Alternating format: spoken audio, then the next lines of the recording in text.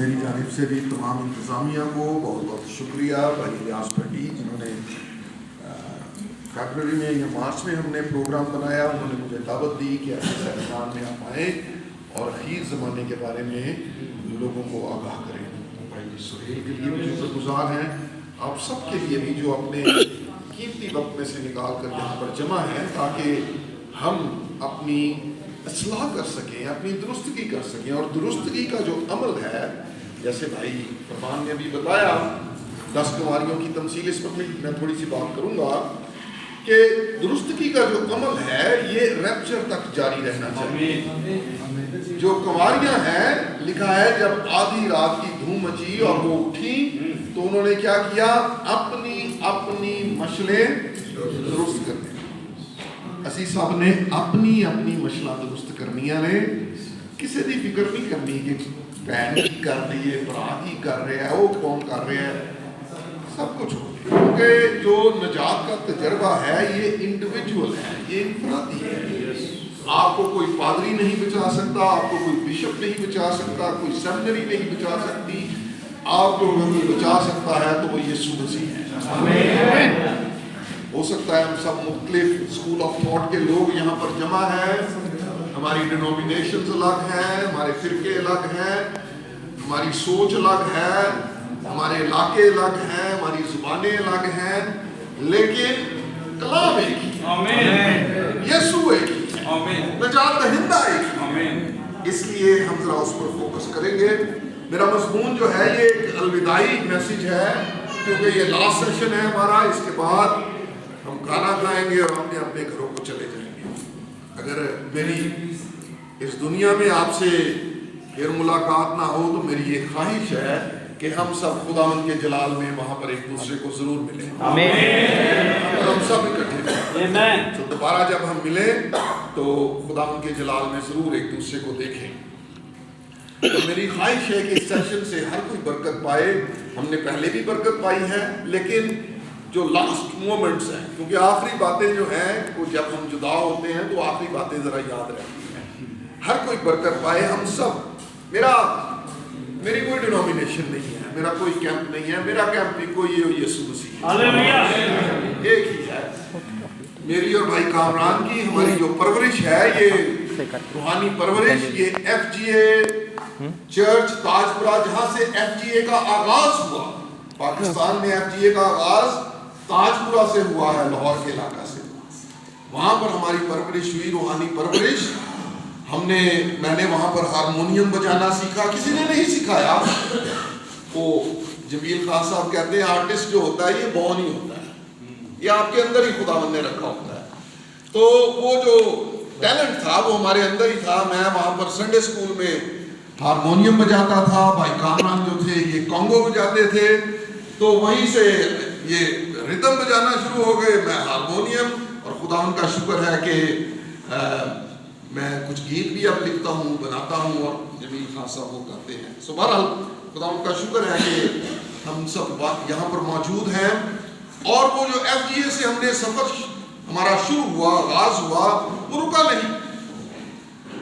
نہیں. گرچہ میں دنیا داری میں پڑ گیا, لیکن پھر بھی خداوند نے اس گناہوں کی دلدل سے مجھے نکالا. اور آج خداوند کا شکر ہے کہ میں تقریباً 30 ممالک میں جا کر میں نے خداوند کی منادی کی ہے.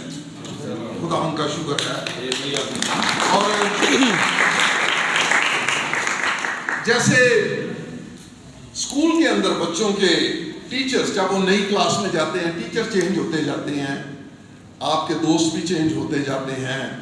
پھر جو میرے بچپن کے دوست تھے وہ میرے کالج کے دوست نہ بنے, جو کالج کے دوست تھے پھر وہ میری پروفیشنل لائف کے دوست نہ بنے. اس طرح آپ کی لائف میں چینجز آتی جاتی ہیں.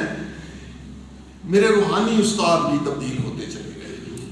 ایک وقت تھا جب میں سوچتا تھا کہ جو میرے پاسٹر ہیں, جو ایف جی اے کے جو پادری ہیں, وہ بڑے زبردست ٹیچر ہیں, لیکن پھر اس سے خداوند نے مجھے دکھایا نہیں ہے آگے بھی کچھ ہے, اس کے آگے بھی کچھ ہے. پھر وہ اس سے آگے, اور یہ جو کتاب آپ کو کل دی گئی ہے, روایتی مسیح حدیث کے جو خادم ہیں, یہ ان کی منسٹری بائبل کے اندر لکھی ہوئی ہے. وہ ضرور کتاب پڑھیے گا, اس کے اندر بہت سی باتیں ایسی ہیں جو آپ کی روحانی ترقی کا باعث بنیں گی. میرا ایمان ہے جو آپ کو ملی ہے وہ کتاب ضرور پڑھیے گا. اگر آپ کے پاس وقت ہوگا تو یقیناً آپ پڑھ کر پائیں گے. میں چاہتا ہوں آج پہلے ہم ایک حوالہ دیکھیں گے. مکاشفہ کی کتاب آئی کامران سے ہم نے آلریڈی مکاشفہ میں سے کچھ سنا ہے. میں نے بڑی برکت پائی ہے. آج تھوڑا سا مکاشفہ میں پھر جائیں گے اور دیکھیں گے پہلا باب اور اس کی 14 آیت. اس کے بعد ہم دیکھیں گے متی رسول کی انجیل اس کا 25واں باب اور اس کی پہلی 13 آیتیں. کوئی بھی بھائی بلند آواز سے ذرا پڑھے. خداوند کے پاک کلام میں ایک منٹ ٹھہرے بھائی مائیکل ہے نا پیچھے تک آواز آ رہی ہے جی؟ کون آ رہی ہے؟ ٹھیک ہے کون پڑھو جی. خداوند کے پاک کلام میں یوں مرکوز و مرقوم ہے مکاشفہ کی کتاب اس کا پہلا باب اور 14ویں آیت مبارکہ. چودھویں خداوند کے دن اس کا سر اور بال سفید کون بلکہ برف کی مانند سفید تھے.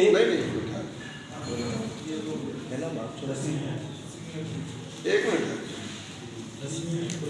خداوند کے دن یہ 10ویں ٹھیک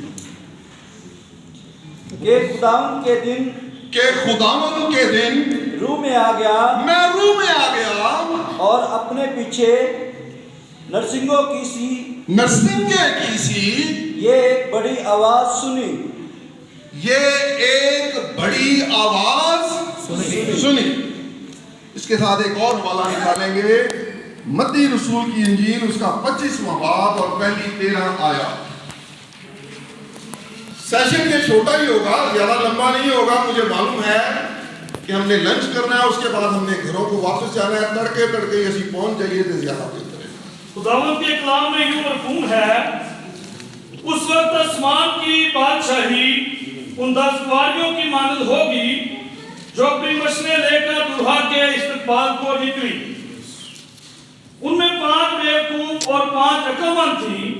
جو بیوقوف تھی انہوں نے اپنی مشنیں تو لی مگر تیل اپنے ساتھ نہ لیا, مگر عقلمندوں نے اپنی مشنوں کے ساتھ اپنی کپیوں میں تیل بھی لے لیا. اور جب دلہا نے دیر لگائی تو سب اونگنے لگی اور سو گئی. آدھی رات کو دھوم مچی کہ دیکھو دلہا آ گیا, اس کے استقبال کو نکلو. اس وقت وہ سب سواریاں اٹھ کر اپنی مشق درست کرنے لگی. اور بیوقوفوں نے عقلمندوں سے کہا کہ اپنے تیل میں سے کچھ ہم کو بھی دے دو کیونکہ ہماری مشنیں بجھ جاتی ہیں. عقلمندوں نے جواب دیا کہ شاید ہمارے تمہارے دونوں کے لیے کافی نہ ہو. بہتر یہ کہ بیچنے والوں کے پاس جا کر اپنے واسطے منہ لے لو.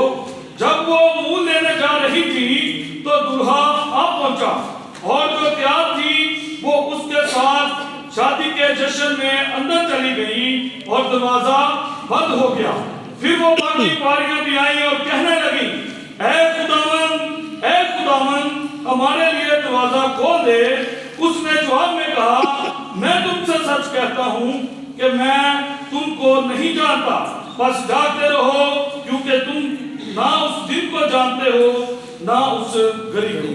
تھینک یو بھائی صاحب. آمین. پہلا حوالہ جو ہم نے پڑھا ہے جس کی تلاوت کی گئی ہے خداوند کے دن میں روح میں آ گیا اور اپنے پیچھے نرسنگے کی سی ایک بڑی آواز سنی. خداوند کا دن کون سا ہے؟ کسی کو معلوم ہے؟ بھائی شیار جی خداوند کا دن کون سا ہے؟ سنڈے کا نہیں.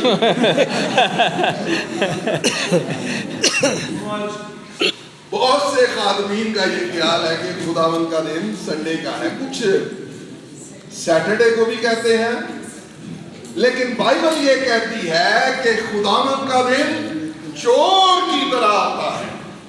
کہ سنڈے تے ہم پرسوں سنڈے آ جانا ہے تے چور کی طرح نہیں آ رہا. سانو سب کو پتا ہے سنڈے کدوں آ رہا ہے. اگر ہم یہ کہیں کہ سیٹرڈے ہے تو کل سیٹرڈے ہے, ہمیں سیٹرڈے بھی چور کی طرح نہیں آ رہا. खुदावंद का दिन चोर की तरह आता है, जिसे चोर दस के थोड़ी आता है। चोर तो अचानक आता है, जब किसी को गुमान भी नहीं होता तो चोर आ जाता है।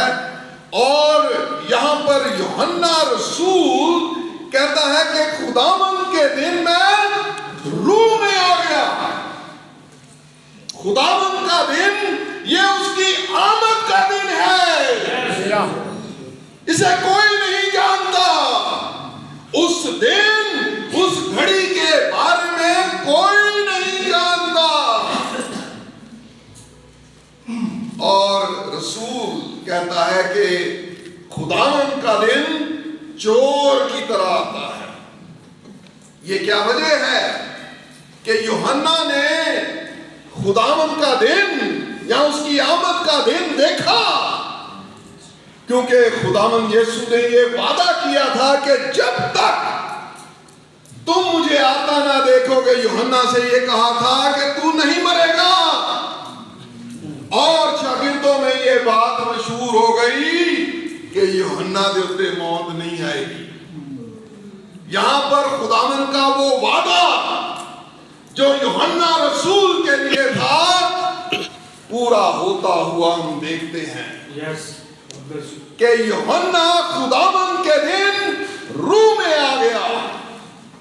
और फिर आगे जाकर हम देखते हैं कि यूहन्ना के ऊपर आसमान खुल गया। उसने आसमान को खुला हुआ देखा।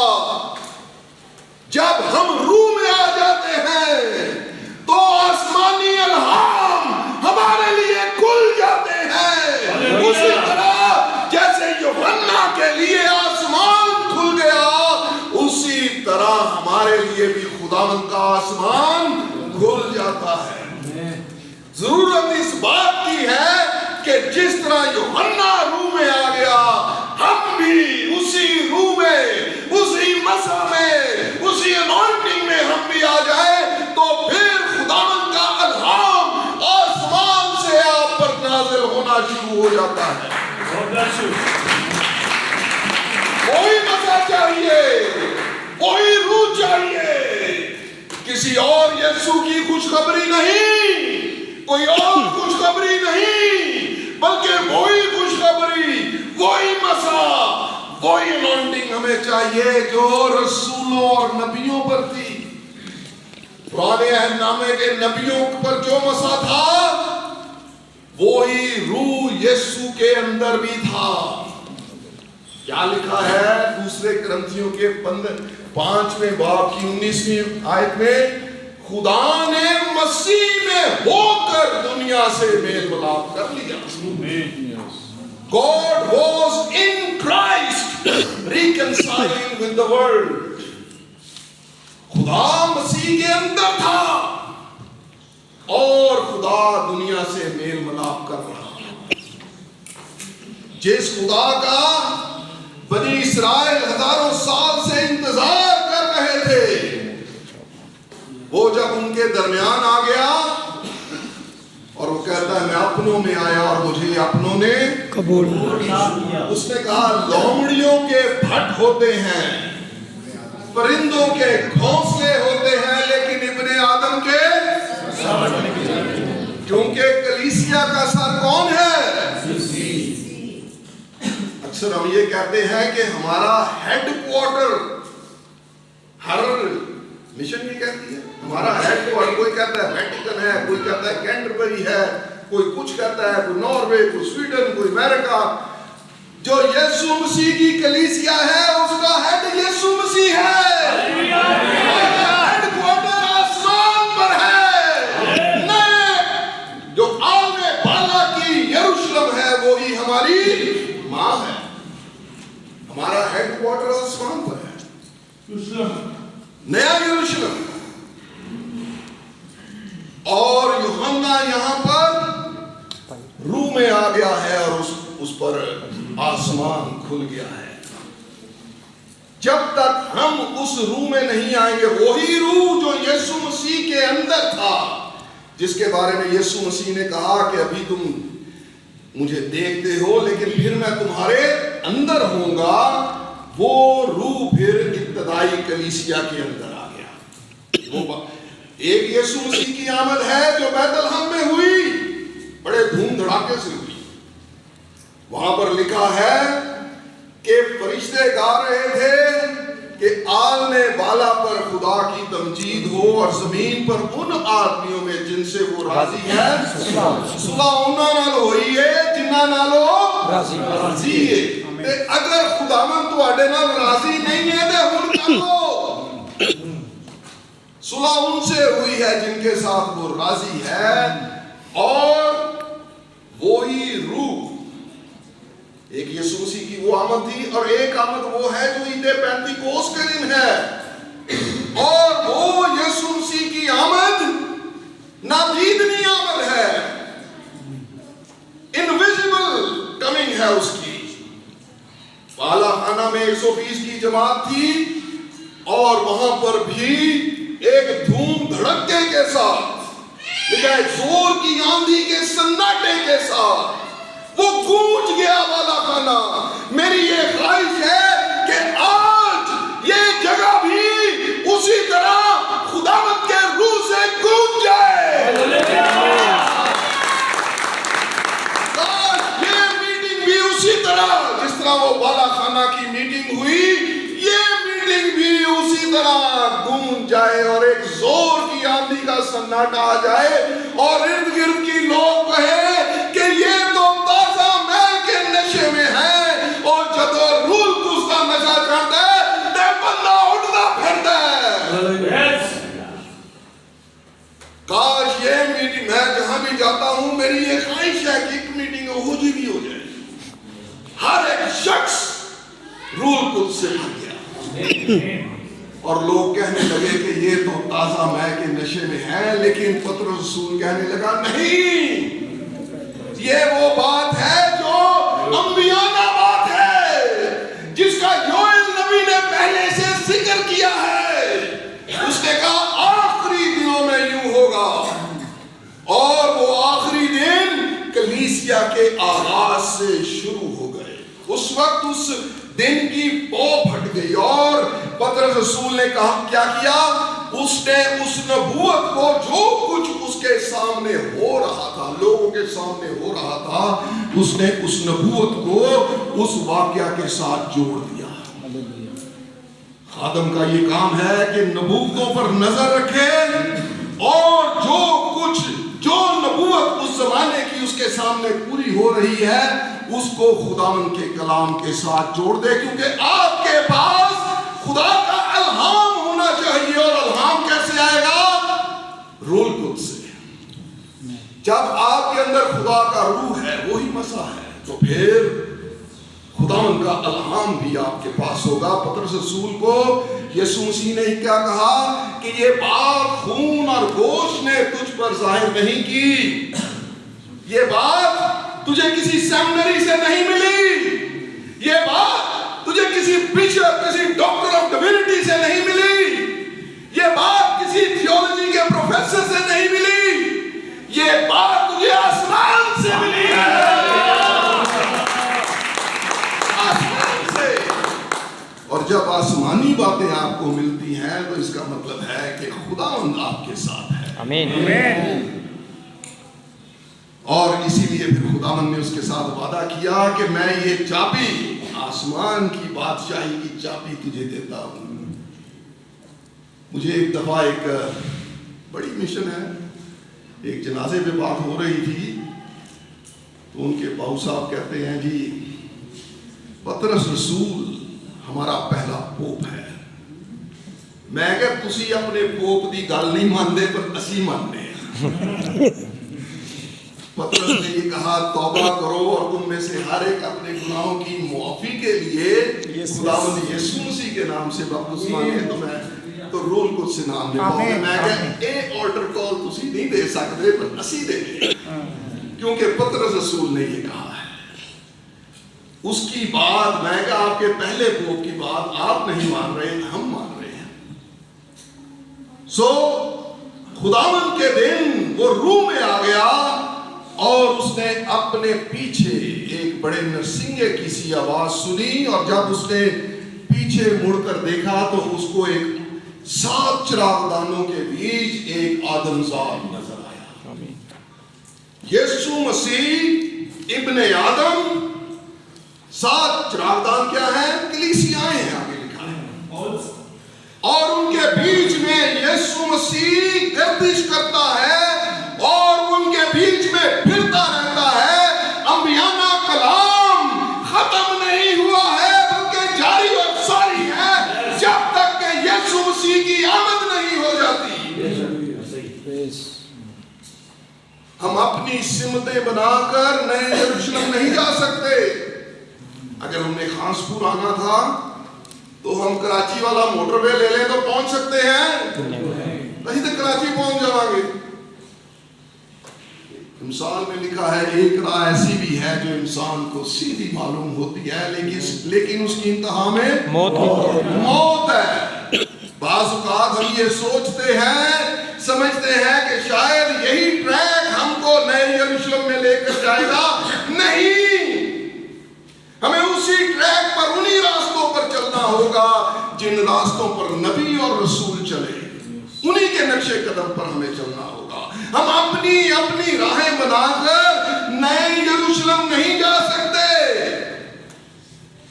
جو دلہن کا بیوٹی پارلر ہے، آپ کو معلوم ہے جب شادی ہونے لگتی ہے دلہن کا بیوٹی پارلر بک ہوتا ہے. بہنیں جانتی ہیں، اسپیشل نہیں جی میں اور کو نہیں تیار ہونے جا کے. اس کا لباس الگ ہے، اس کا بیوٹی پارلر الگ ہے، اس کا زیور الگ ہے.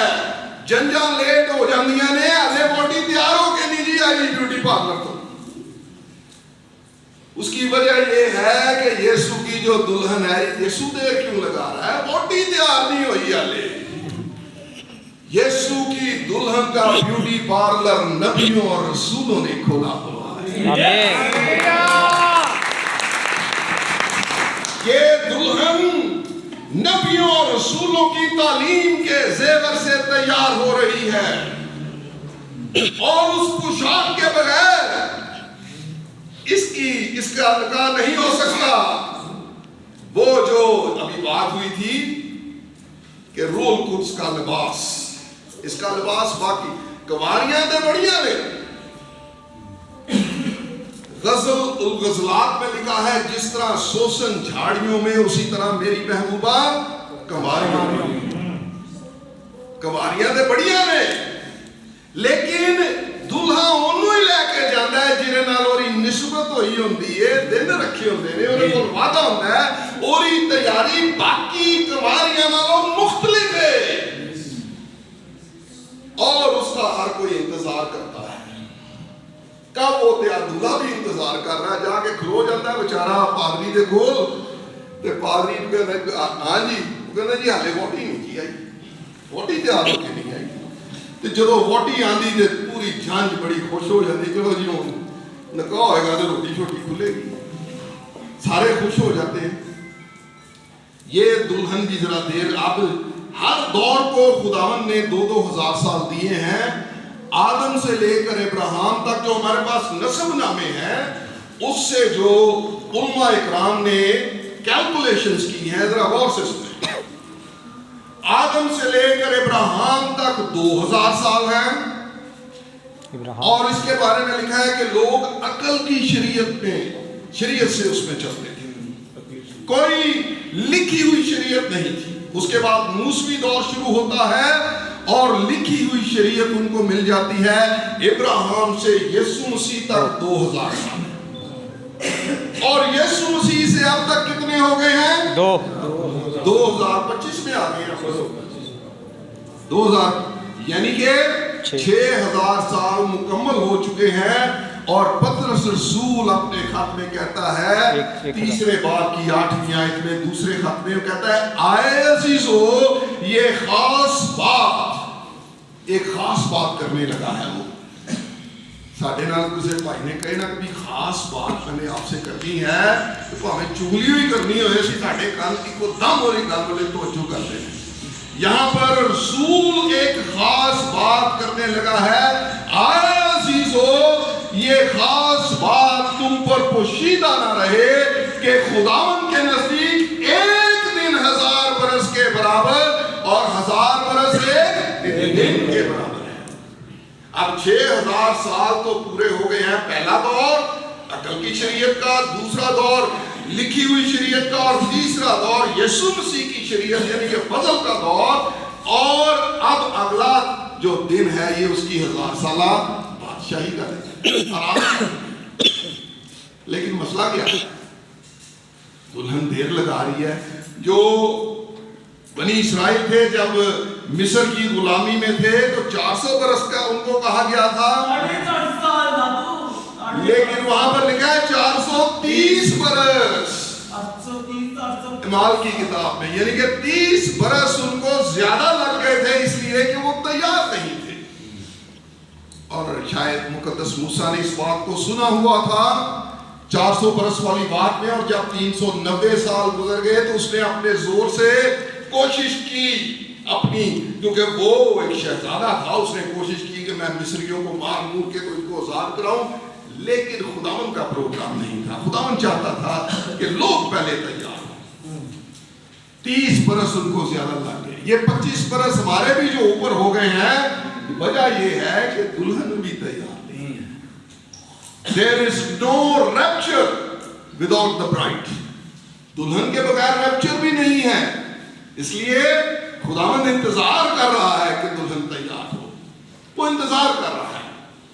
اور جو 7واں سال ہے یہ اس کے آرام کا دن ہے، 1000 سالہ بادشاہی کا دن ہے. اس میں کوئی جنگ و جدل نہیں ہوگی، بلکہ جس طرح سلیمان بادشاہ کے دور میں جو ان کا حدود اور حربہ تھا، وہی سپر پاور جو ہے اس وقت بنی اسرائیل ہوں گے. وہاں پر لکھا ہے کہ اس وقت جو ان کا کمزور سے کمزور شخص بھی ہے وہ داؤد کی مانند ہوگا. داؤد کی مانند ہوگا. اس لیے اب ہم بالکل اس وقت کے قریب پہنچ چکے ہیں، اور ہم نے دیکھا ہے کہ اسرائیل اپنے آپ کو بطور سپر پاور انٹروڈیوس کروا رہی ہے ان کی قوم. اب ہم چلیں گے ذرا 25ویں باب میں. یہاں پر پہلی آیت میں لکھا ہے، اس وقت آسمان کی بادشاہی ان 10 کماریوں کی مانند ہوگی. یہ کون سا وقت ہے؟ اس وقت آخری زمانہ. ہاں جی، مسیح کی آمد. اور کوئی جی؟ اور کوئی؟ جب وہ روح میں آ گیا. جب وہ روح میں آ گیا اس وقت. اور کوئی جی؟ یہ جو کچھ 24ویں باب کے اندر لکھا ہے، جب یہ پورا ہو رہا ہوگا تو اس وقت آسمان کی بادشاہی ان 10 کماریوں کی مانند ہوگی. اس وقت یہ کہا گیا ہے اس وقت ایسا ہوگا. لیکن اب ہم یہ کہہ سکتے ہیں یہ جو وقت اس وقت میں آسمان کی بادشاہی 10 کماریوں کی مانند ہے. یہ جو تمثیل ہے یہ اس زمانے کے لیے ہے جس زمانے میں سے ہم گزر رہے ہیں. کیونکہ 24ویں باب کے اندر یسوع مسیح سے یہ سوال پوچھا گیا. یسوع مسیح کو اس زمانے کے جو مذہب کے ٹھیکیدار تھے، جو بڑے بڑے پروفیسر، بڑے بڑے تھیولوجنز، عالم فاضل لوگ، انہوں نے ہیکل میں سے نکال دیا. اور کل ہم نے یہ سنا کہ وہ یروشلم کو دیکھ کر رویا. آپ کا کیا خیال ہے؟ اگر اس زمانے کی کلیسیا کو دیکھ کر وہ رویا تو اس زمانے کی کلیسیا کے بارے میں کیا خیال ہے؟ جس زمانے کے اندر ہم یہ دیکھتے ہیں کہ سیم سیکس میرجز ہو رہی ہیں، عبادت خانوں کے اندر بت پڑے ہیں، لوگ میلے کر رہے ہیں بتوں کے آگے، سانپ بن کر وہاں پر جاتے ہیں. میں کسی مشن کے خلاف نہیں ہوں، لیکن جو کچھ کلیسیا کر رہی ہے ذرا تکلیف ہوتی ہے خادم ہونے کے ناطے. یہ کیا ہو رہا ہے؟ اگر یسوع مسیح اس زمانے کی کلیسیا کو دیکھ کر رویا تو خون اتھرو نہیں بہانا ہوئے گا. کیا کیا جب دیکھتا ہوگا یہ کیا کر رہے ہیں.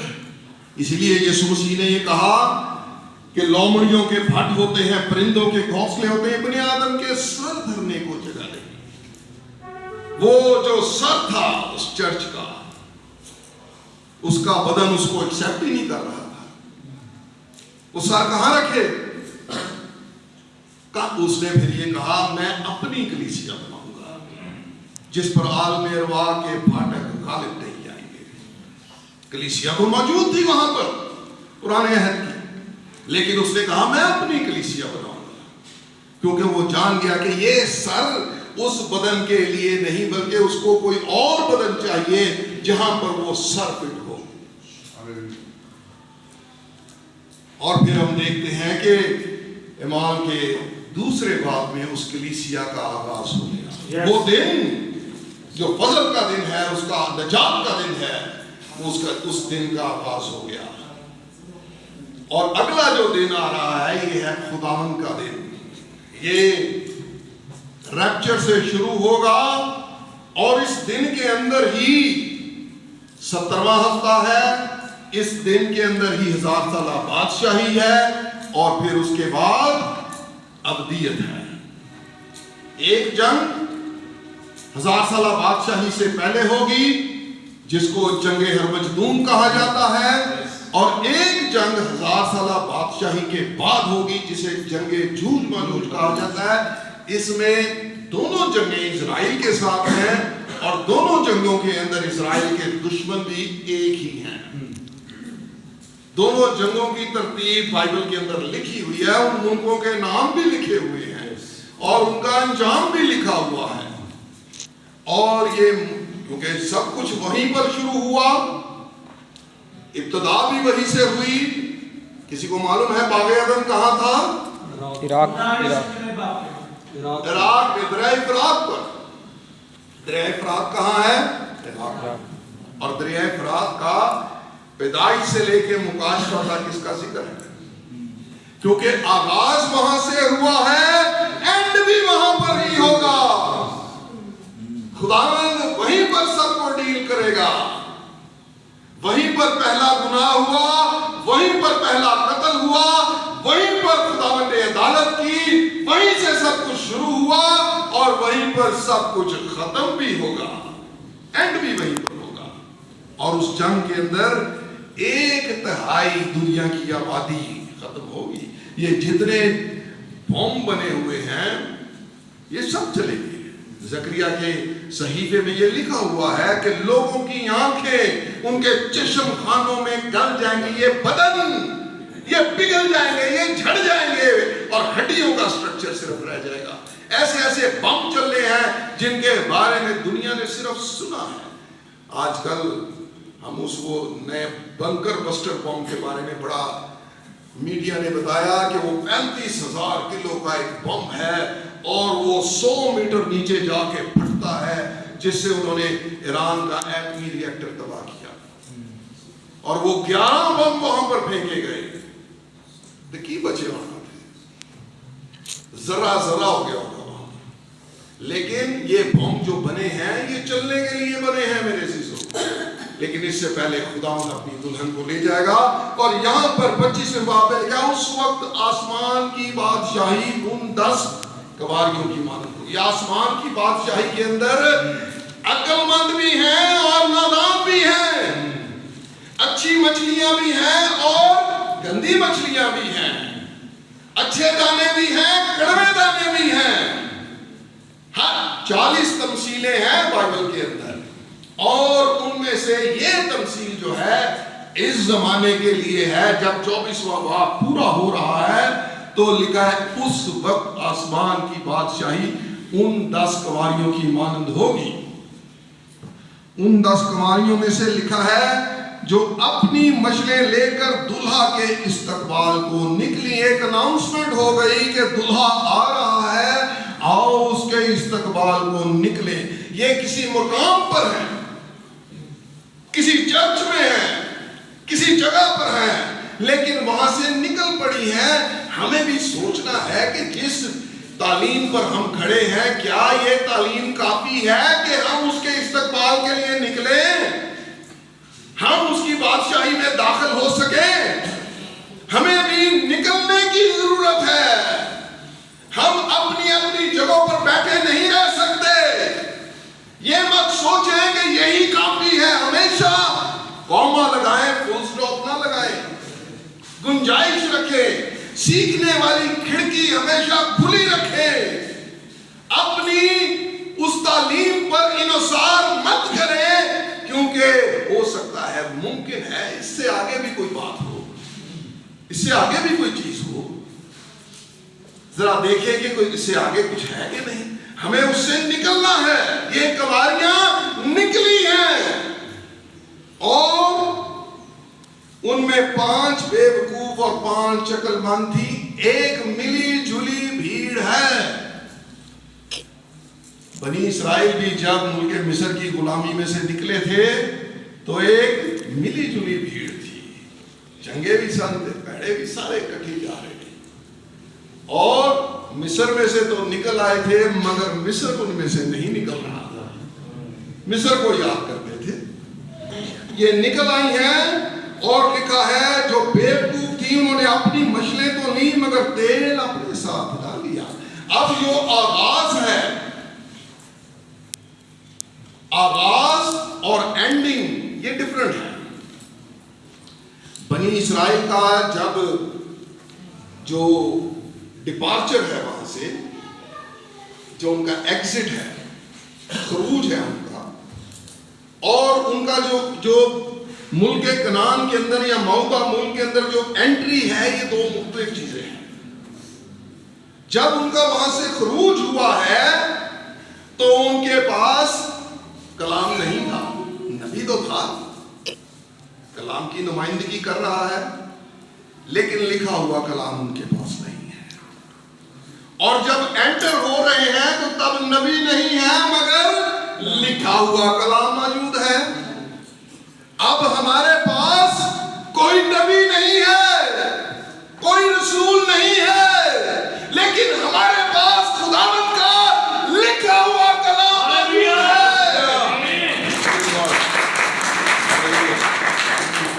اور رستے میں بڑے میریکل ہم سب نے خداوند یسوع کے ہاتھ کو اپنی اپنی زندگیوں میں محسوس کیا ہے. ہماری جو زندگی ہے اس دنیا کے اندر یہ بیابانی زندگی ہے.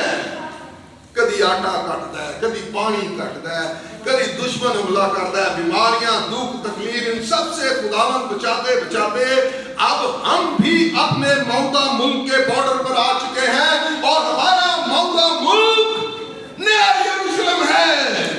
ہم دیکھ سکتے ہیں کہ اب خداوند دروازے پر کھڑا ہے. اس نے کہا جب تم ان باتوں کو ہوتا ہوا دیکھو تو اپنے سر آسمان کی طرف اٹھاؤ, جان لو کہ میں دروازہ پر کھڑا ہوں. اور اب ہمارا انٹری پوائنٹ آ رہا ہے. تو یشوع نے کیا ترتیب دی؟ اس نے پہلے کاہنوں کو بلایا, ان کے کندھوں کے اوپر عہد کا صندوق رکھ دیا گیا اور ان سے کہا کہ آپ آگے چلیں اور پیچھے پیچھے ساری جماعت چلے. بیچ میں تھوڑا فاصلہ تھا اور اس نے یہ نہیں کہا کہ آپ نے جماعت کو یہ حکم نہیں ہے کہ کاہنوں کی طرف دیکھنا ہے. حکم کیا ہے؟ عہد کے صندوق کی طرف, خدا کے کلام کی طرف دیکھتے رہنا ہے تاکہ آپ یردن پار کر کے اپنے موعودہ ملک میں داخل ہو جائیں. ہم نے کسی کاہن کی طرف نہیں دیکھنا, کسی پادری کی طرف نہیں دیکھنا, کسی بشپ کی طرف نہیں دیکھنا, بلکہ ہمارا دھیان خداوند کے کلام کی طرف. خدا کا کلام کیا کہتا ہے؟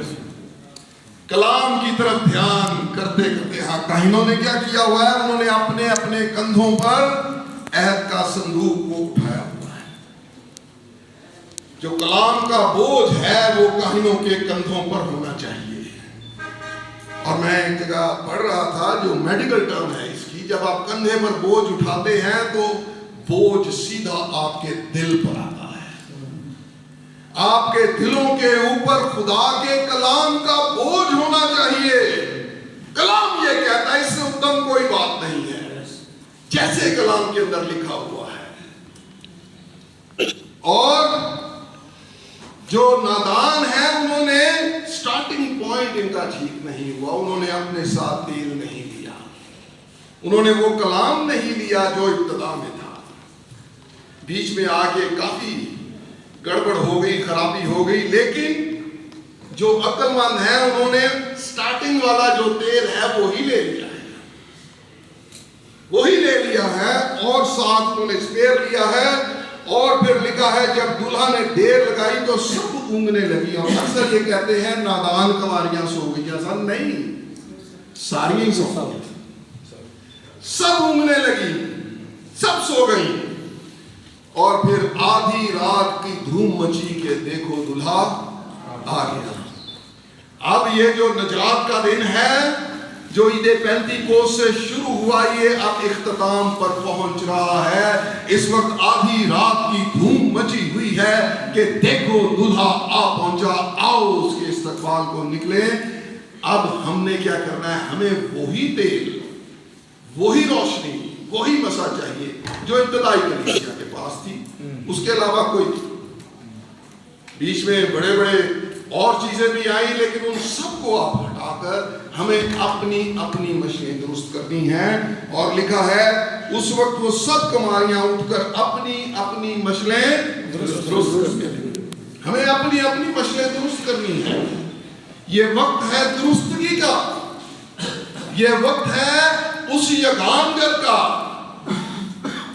ہمیں کوئی اور کیمپ نہیں چاہیے، ہمیں وہی کیمپ چاہیے جس میں نبی اور رسول ہیں. ہمارا کیمپ ایک ہی ہے اور وہ یسوع مسیح کا ہے. ہمیں کوئی اور کیمپ نہیں چاہیے. اور لکھا ہے بیوقوفوں نے عقل مندوں سے کہا اپنے تیل میں سے کچھ ہمیں بھی دے دو کیونکہ ہماری مشکلیں بجھی جاتی ہیں. جو روشنی تمہارے پاس ہے سانو بھی دے دو، ساڈیاں لال ٹائماں ٹوٹن لگیاں نے، کی کریے؟ ہمارے پاس وہ روشنی نہیں ہے، ہم کیا کریں؟ ہم آگے کیسے جائیں؟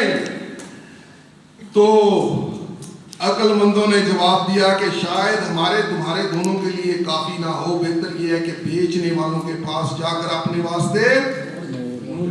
اس وقت مذہبی مارکیٹ میں بڑی دکانیں کھلی ہوئی ہیں، ایک بازار گرم ہے اور تیل بیچا جا رہا ہے. ہمارے پاس بھی وہ مسا ہے، کہا جاتا ہے آجو ساڑھے کنوں لے لو، اور لوگ دیکھتے ہیں، لوگ پیچھے گر رہے ہیں، یہ ہو رہا ہے، اور لوگ سمجھتے ہیں خداوند کا بڑا کام ہو رہا ہے. لیکن اس کو اگر ملائیں آپ بائبل کے ساتھ تو کیا یسوع مسیح کی کسی میٹنگ میں کوئی پیچھے گرا؟ نہیں. رسولوں کی، نبیوں کی کوئی ایسا کام ہوا؟ نہیں. وہ تو گرے ہوئوں کو اٹھاتا ہے، دیکھنا تھوڑی ہے. Thank you.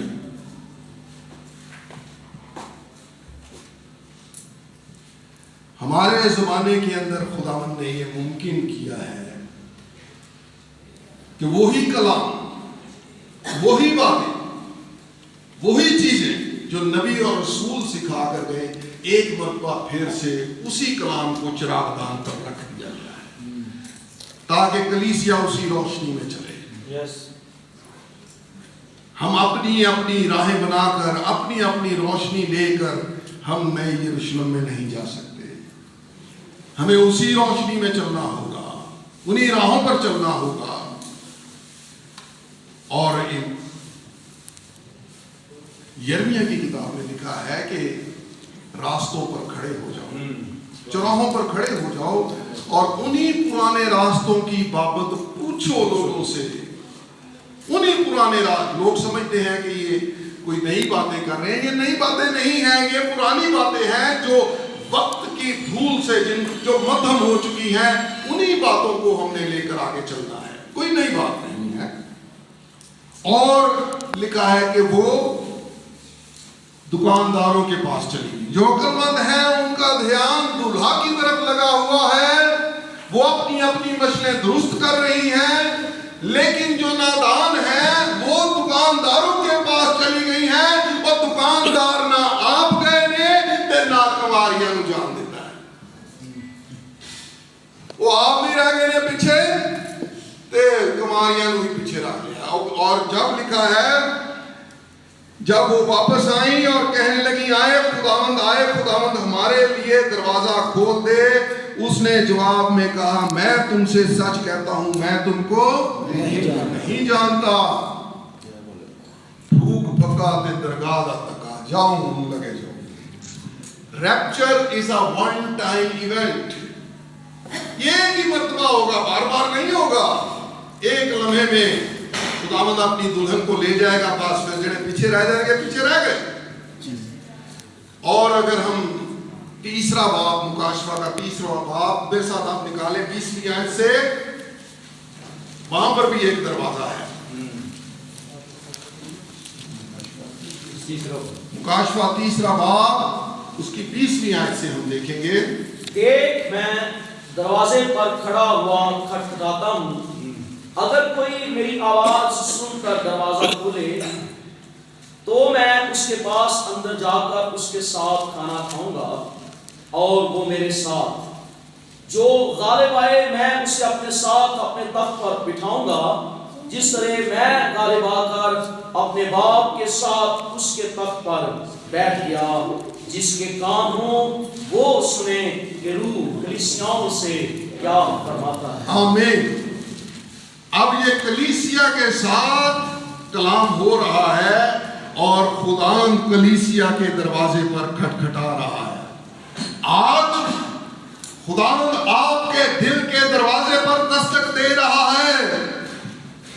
میری دلہن, میری بیٹی, میرے بیٹے, میرے لیے دروازہ کھول. اور وہ دستک دے رہا ہے کیونکہ خداوند چور کی طرح نہیں آئے گا, دروازہ توڑ کے نہیں آئے گا, تانوں کنڈی کھولنی پڑے گی. اس وقت تو کنڈی آپ کے ہاتھ میں ہے, لیکن 25ویں باب کے اندر جب نادان گواریاں آئی ہیں تو پھر کنڈیوں میں ہاتھ دے. ابھی تو آپ نے دروازہ کھولنا ہے. کہتا ہے دیکھ میں تیرے دل کے دروازے پر کھڑا دستک دے. جس کلیسیا کے لیے اس نے اپنی جان دی, بے قیمت لہو بہایا, اس کو اپنے لہو سے خرید لیا, اس کلیسیا نے اسی کے لیے دروازہ بند کیا ہوا ہے. ہر کم یسوع ناچ, شفاواں یسوع ناچ, ہر کم بدرو گرفتار یسوع نام سے آزاد ہوتے ہیں, گناہوں کی معافی یسوع نام سے ہوتی ہے, اور مردے یسوع نام سے زندہ ہوتے ہیں. اس لیے رسول کہتا ہے کلام یا کام جو کچھ کرتے ہو وہ سب یسوع مسیح کے نام سے کرو. تو جس یسوع کو اتنا درجہ دیا جا رہا ہے, دراصل وہ یسوع تو اندر ہے ہی نہیں, وہ تو دروازے پر کھڑا ہوا دستک دے رہا ہے. اس یسوع کو باہر نکالا ہوا ہے, اور کلیسیا کسی اور عقیدے کے ساتھ مباشرت کر رہی ہے. اس کے اندر کنڈی اس لیے لگائی ہوئی ہے کیونکہ یسوع کے علاوہ کسی اور مرد کے ساتھ وہ لیٹی ہوئی ہے, وہ کسی اور عقیدے کے ساتھ مباشرت کر رہی ہے. کنڈی اس لیے لگی ہوئی ہے. اور یسوع کھٹکھٹا رہا ہے میری کلیسیا میرے لیے دروازہ کھول. اور وہ کہتا ہے اگر کوئی دروازہ, پھر وہ کلیسیا سے بات نہیں کرتا, انفرادی طور پر انڈیویجولی ہر شخص سے بات کرتا ہے. اگر کوئی دروازہ کھولے گا تو میں اس کے ساتھ کھانا کھاؤں گا اور وہ میرے ساتھ. یہ ضیافت کہاں ہوگی؟ آسمان پر. اللہ کی ضیافت ہوگی. اور جس طرح کہتا ہے میں غالب آ کر اپنے باپ کے تخت پر بیٹھ گیا, جو غالب آئے, جو ڈسیپشن اس وقت کلیسیا کے اندر ہے, اس کے اوپر جو غالب آئے گا وہ میرے ساتھ میرے تخت پر, وہ دلہن ہے. جے یسوع غالب آیا وے تے اونوں بھی ایسی ووٹی چاہیے ہے جڑی غالب آوے. شیر دا بیان تے شیر نہیں ہونا, وہ تے نہیں جڑی وہ نیچر دی ہے, وہ فطرت دی ہے. اگر وہ غالب آیا ہے, اس نے ایک خادم نے یہ بات کی, اس نے کہا کہ the biggest battle ever fought, جو سب سے بڑی جنگ لڑی گئی وہ صلیب پر لڑی گئی. خداوند ہر اس آزمائش میں غالب آیا اور اس نے کہا میری مرضی نہیں بلکہ تیری مرضی پوری ہو. ہر خدا کا بیٹا اور بیٹی یہ کہے میری مرضی نہیں بلکہ تیری مرضی پوری ہو. اس لیے کہا کہا گیا ہے جان دینے تک وفادار ہے. ایلیا اور الیشا کی سٹوری میں ہم دیکھتے ہیں الیشا کہنے لگا کہ مجھے تیرا دونا مسا چاہیے. تو وہ کہنے لگا کہ اگر تو مجھے اپنے آپ سے جدا ہوتے دیکھے تو ایسا ہی ہو. اس کا مطلب کیا ہے؟ اس کا مطلب ہے کہ اخیر تک یہ وفاداری میں میرے نام چلتا رہے گا تو ہو جائے گا، اسی طرح ہو جائے گا. اگر آپ خداوند کے کلام کے ساتھ اخیر تک وفاداری کے ساتھ چلتے رہیں گے تو آپ کو بھی وہ دونا مسا جو ابتدائی کلیسیا کو ملا، ہمیں بھی اس کا دونا چاہیے، کیونکہ تب ہی ہم اڑ کر اوپر جا سکتے ہیں، ورنہ نہیں. ہمیں بھی ڈبل پورشن میں چاہیے. ایوب کو کیا ہوا تھا؟ ایوب کو اس کی پچھلی 3 ادوار ہیں اس کی زندگی میں. یعقوب اپنے خط کے اندر کہتا ہے ایوب کے صبر کا حال تو تم نے سنا ہی ہے. اس کی زندگی کے 3 ادوار ہیں. ایک دور ہے جب وہ بہت مالدار ہے، پھر اس کا سب کچھ چھن گیا. دوسرا دور، اور پھر تیسرا دور جب خداوند نے ہر ایک چیز اس کو ڈبل پورشن میں دی. کلیسیائی تاریخ بھی اسی طرح ہے. جو پہلا دور تھا کلیسیا بڑی زور آور تھی، جہاں جاتی تھی فتح حاصل کرتی تھی. رسولوں کے اندر ایسی بات تھی کہ ان کے بدنوں کو رومال چھوا کر لے جاتے تھے اور بیماروں سے لگاتے تھے تو بیمار تندرست ہو جاتے تھے. وہ بھائی نوبل کی ایک کتاب ہے، اس کے اندر کہتا ہے وہ کلیسیا میں کہاں ڈھونڈوں. کل بات ہو رہی تھی کہ اگر رسول اس زمانے میں ہوں اور کسی چرچ میں جانا چاہیں تو وہ کون سے چرچ میں جائیں گے؟ جو تعلیم انہوں نے دی ہے، جو ان کے ساتھ میچ کرتی ہوگی، 100% یگانگت کرتی ہوگی، وہ تو اسی چرچ میں ہی جائیں گے نا. کسی اور چرچ میں تو نہیں جائیں گے وہ. اگر آج رسول ہمارے درمیان ہوتے تو کس چرچ میں جاتے؟ کس کلیسیا کا حصہ بنتے ہو؟ ہمیں دیکھنا ہے کہ ہم کہاں پر کھڑے ہیں. اور اس وقت کنڈی ہمارے ہاتھ میں ہے، لیکن ان قریب کنڈی خداوند کے ہاتھ میں چلی جانی ہے. تے جے ہن تسی نہیں کھولیا تے پھر انہیں بھی نہیں جے کھولنا. کہتا ہے میری تم سے کبھی میں نہیں تم جانتا، جاؤ چلے جاؤ. پھوک پھکاتے درگاہ دا دکا، اور وہ کہنے لگا پس جاگتے رہو کیونکہ تم نہ اس دن کو جانتے ہو نہ اس گھڑی. اس دن کے بارے میں یہ لکھا ہے ایک دن ایسا آئے گا جو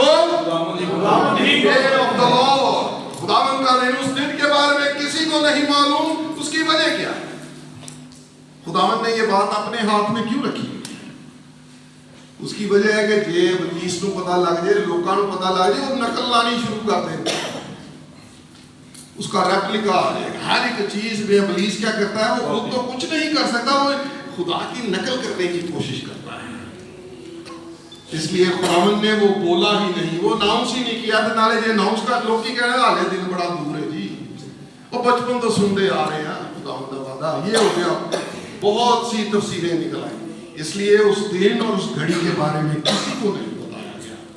خداوند نے کچھ باتیں اپنے ہاتھ میں رکھی ہوئی ہیں، کسی کے پاس یہ الہام نہیں ہے. اور پالوس رسول اس دن کا بڑا مشتاق تھا. رسولی دور کے اندر یہ سوچا جاتا تھا کہ شاید انہی کے زمانے میں، ہر دور کی کلیسیا نے یہ سوچا ہے کہ شاید انہی کے زمانے کے اندر ریپچر ہو جائے گا. اور اگر آپ اس ایمان کے ساتھ قبروں میں بھی چلے گئے ہیں تو خداوند آپ کو پیچھے نہیں چھوڑے گا. آپ کو وہ ایمان چاہیے، ریپچر کا ایمان. ریپچرنگ فیتھ کے ساتھ اگر آپ قبر میں جائیں گے، یسوع مسیح نے کیا کیا ہے؟ اس نے موت کی دوائی کا بندوبست کیا ہے. موت کی دوائی کیا ہے؟ یسوع مسیح کا نام. ڈاکٹر کیا کرتے ہیں؟ جب وہ بندہ مر جاتا ہے ہاتھ چوک دیتے ہیں کہ اب کچھ نہیں ہو سکتا، لے جائیں جی ڈیڈ باڈی کو، اب نہیں کچھ ہو سکتا. لیکن خداوند کا کام نہیں رکتا. اس لیے رسول کہتا ہے آئے موت تیرا ڈنگ کہاں رہا. यीशु मसीह के लहू में इतनी कुदरत, मौत ने यीशु मसीह को भी सलीब पर डंक मारा, लेकिन उसके लहू में इतनी कुदरत थी, वो उस डंक पर गालिब आ गया और तीसरे दिन मुर्दों में से जी उठा। अब जो कोई उसका लहू लेकर अगर कब्रों में भी चला जाएगा, तो जिस तरह यीशु गालिब आ गया मौत पे, ऐसी भी गालिब आ जाएगी। इसलिए रसूल कहता है, आए मौत तेरा डंक का। आपको मालूम है जो सांप का जहर है, इसकी दवाई कैसे बनती है? उसी के जहर से ये क्या किया जाता है, इस्लामाबाद में एक लेबोरेटरी है और उसके अंदर क्या किया जाता है कि सांप का जहर लेकर रोजाना 1-2 कतरे घोड़े के बदन में डाले जाते हैं और फिर एक वक्त ऐसा आता है कि जब वो पूरी डोज, डंक की पूरी डोज सहने के काबिल हो जाता है, फिर उसका लहू निकालकर उसके प्लाज्मा से उसकी दवाई बनाई जाती है। कोरोना के अंदर भी जो लोग कोरोना पर गालिब आते थे, उनसे कहा जाता अपना जरा ब्लड दो सब, क्योंकि उसके प्लाज्मा के अंदर ये ताकत आ जाती है कि कोरोना के जरासीम से वो लड़ सकता है, ताकि जो शख्स कोरोना से बीमार होते हैं फिर उनका इलाज उस दवाई से किया जाए। यही उसका हाल था। तो यीशु मसीह को जब डंक मारा गया तो उसके लहू में इतनी कुदरत थी, अब उसका लहू लेकर जो कोई कब्रों में चला जाएगा वो कब्र में नहीं रहेगा, बल्कि जब यीशु आसमान पर आकर ललकारेगा। 3 चीजें वहां पर लिखी हैं, जरा देखेंगे। ये आखिरी हवाला है, इसके बाद हम खत्म करेंगे। पहला थिस्सलुनीकियों उसका 4वां बाब और 13वीं आयत। आए भाइयों, हम नहीं चाहते कि जो सोते हैं उनकी बाबत तुम नावाकिफ रहो। अब जो सोते हैं ये वो लोग हैं जो कब्रों में लेटे हुए हैं, उनके बारे में पौलुस रसूल इस हवाले से आपको एक तसल्ली मिलेगी कि आपके अजीज, अमूमन ये हवाला जनाजों के ऊपर बोला जाता है, लेकिन आज जरा इस पर गौर करेंगे कि जो सोते हैं उनकी बाबत नाउमीद ना रहो। अगर आपके वालिदैन, आपके बहन भाई, अजीज़ो-कारब, आपके बच्चे या कोई ऐसा शख्स जो खुदावन में सो गया है, आप उम्मीद रखें, नाउमीद ना हो, क्योंकि ताकि औरों की माने जो नाउमीद हैं गम ना करो। गम करने की जरूरत नहीं है, रसूल कहता है, क्योंकि जब हमें ये यकीन है कि यीशु मर गया और जी उठा, तो उसी तरह खुदा उनको भी जो सो गए हैं यीशु के वसीले से उसी के साथ ले आएगा। और यहूदा अपने खत में कहता है, देखो वो लाखों कुदसियों के साथ आता है। ये खुदावन उन सबको साथ लेकर आता है। जी, चुनाचे हम तुमसे खुदावन के कलाम के मुताबिक कहते हैं। किसके कलाम के मुताबिक? खुदावन के कलाम के मुताबिक, किसी इंसान के कलाम के मुताबिक नहीं। हर खादम ये कहे कि हम तुमसे खुदावन के कलाम के मुताबिक कहते हैं, किसी सेमिनरी के, किसी थियोलॉजी के मुताबिक नहीं, बल्कि खुदावन के कलाम के मुताबिक कहते हैं। हम जो जिंदा हैं और खुदावन के आने तक बाकी रहेंगे, सोए हुओं से हरगिज़ आगे ना बढ़े। रसूल अपने आप को भी शामिल करता है, हम के अंदर वो अपने आप को शामिल करता है, क्योंकि वो सोचता है जितने तालीम, जितने मुकाशफे उसके पास है, वो सोचता है कि इसी जमाने के अंदर खुदावन की आमद हो जाएगी। इसलिए कहता है हम जो जिंदा हैं, जी, क्योंकि खुदावन खुद आसमान से ललकार, खुदावन खुद आसमान से ललकार। अब ये तरतीब जरा देखें।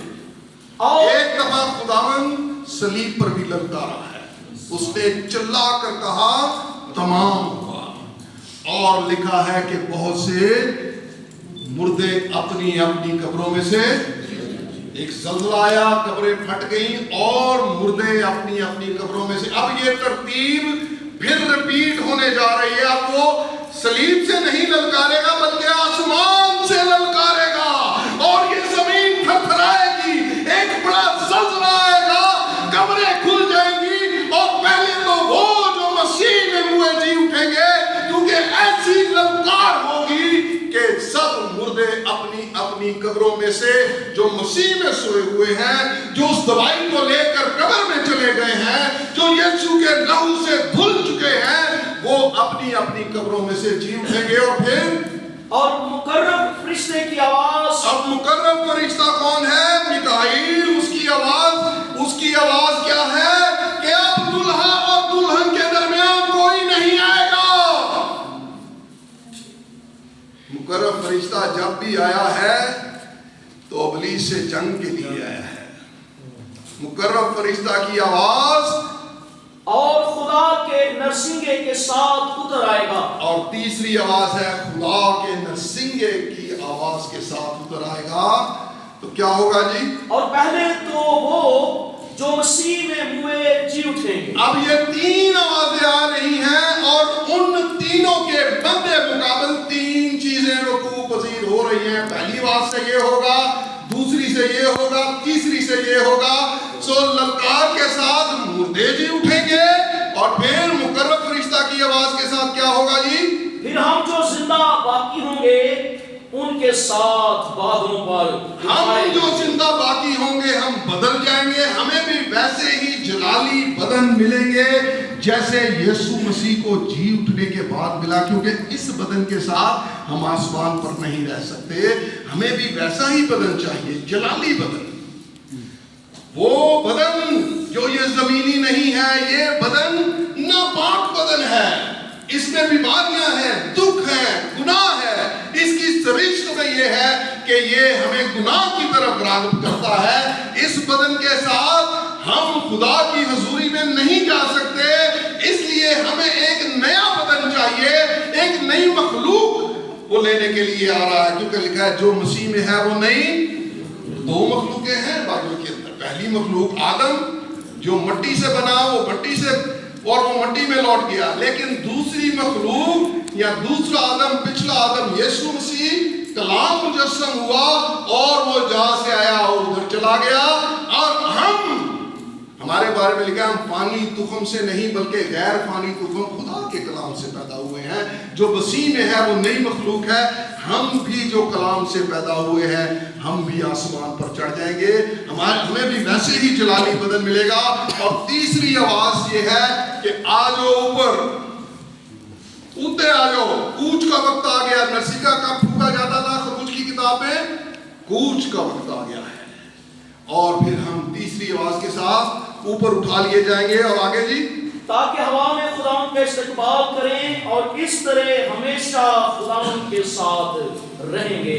بس تم ان باتوں سے ایک دوسرے کو تسلی دیا. کیسی تسلی کی بات ہے! ان باتوں سے ایک دوسرے کو تسلی دیا. خداوند کا کلام تسلی بخش ہے. یہ ہمیں تسلی دیتا ہے. میرے عزیزو، اب ہم خداوند کے دن کی طرف بڑی تیزی سے آگے بڑھ رہے ہیں. یہ جو نجات کا دن یا فضل کا دن ہے جو 2000 سال پر محیط ہے، یہ اب اختتام پذیر ہو رہا ہے. آدھی رات کی اس وقت دھوم مچی ہوئی ہے. ہمیں اپنی اپنی مشنیں درست کرنی ہے تاکہ ہم اس ضیافت میں شامل ہو سکیں. یہ آوازیں وہی سنیں گے جن کے کان ٹیون ہوئے ہوں گے خدا کے کلام سے. انہوں نے آواز آنی ہے، باقی کسی کو نہیں پتا لگتا.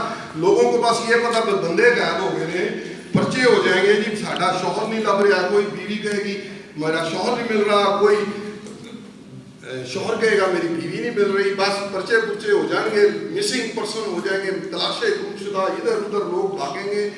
لیکن یہ نہیں پتا کہ وہ دن ریپچر ہو گیا.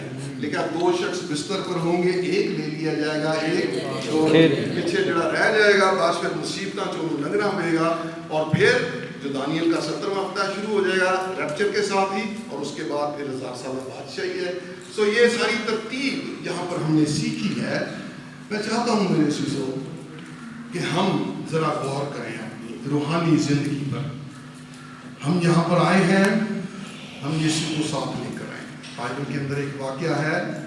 ایک شخص تھا حبشی فوجا، اعمال کے 8ویں باب میں یروشلم میں عید منانے آیا اور واپس جا رہا ہے، لیکن خالی واپس جا رہا ہے. اس کو بائبل کی کوئی سمجھ نہیں تھی. وہ نہیں جانتا تھا کہ کیا اس کے اندر کیا لکھا ہوا ہے. तो हम ऐसे वापस ना जाए। हम भी यहाँ पर आए हैं, 5-6 दिन हम यहाँ रहे हैं, खुदा का कलाम हमने पढ़ा सुना है, खालम खाली वापस ना जाइए। जरा गौर करें अपने आप पर। और फिर क्या हुआ है, रसूल फिलिप्पस रसूल वहाँ पर आया है और आकर उसने कलाम मुकद्दस को समझाया। वो किसी सेमिनरी का स्टूडेंट नहीं था, किसी थियोलॉजी में नहीं गया था, लेकिन उसकी क्वालिफिकेशन ये थी कि यीशु के साथ था। यही उसकी सेमिनरी थी, यही उसकी थियोलॉजी थी। और अगर वो हैकल के ठेकेदारों से पूछता भी, वो अक्षी खोजा जाकर आलमों से पूछता भी, तो वो यसाया का 53 बाब उसको नहीं समझा सकते थे। यहाँ पर उन्होंने क्या किया, फिलिप्पस ने उनको वो सब कुछ समझा दिया और फिर उसने कलाम की ताबेदारी की। उसने कहा कि यहाँ पर पानी भी है, अब कौन सी चीज मुझे रोकती है, उसने कहा आ जाओ। और एक काम उसने बपतिस्मा दिया और वो शख्स जैसा आया था वैसा नहीं गया, बल्कि तब्दील होके गया। हम भी यहाँ पर किस लिए आए हैं, तब्दील होके आए हैं। हम ऐसे ही ना वापस चले जाएं, तब्दील होके वापस जाएं। खुदावंद आप सबको बरकत दे, यीशु के कदूस नाम में आमीन।